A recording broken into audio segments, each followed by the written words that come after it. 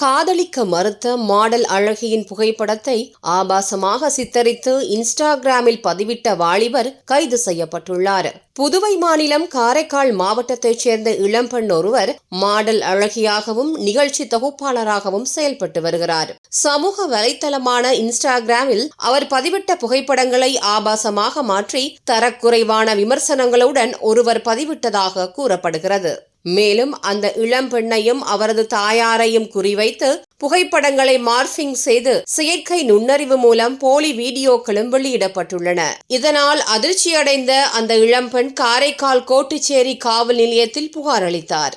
விசாரணையில் திருச்சி ஆயுத தொழிற்சாலை பகுதியைச் சேர்ந்த மகிமை நாயகம் என்பவர் இந்த செயலில் ஈடுபட்டது தெரியவந்தது. காதலை நிராகரித்ததற்காக பழிவாங்கும் நோக்கில் இந்த செயலை செய்ததாக அவர் ஒப்புக்கொண்டார். இதையடுத்து போலீசார் மகிமை நாயகத்தை கைது செய்தனர். இந்த சம்பவம் காரைக்காலில் பெரும் பரபரப்பை ஏற்படுத்தியுள்ளது.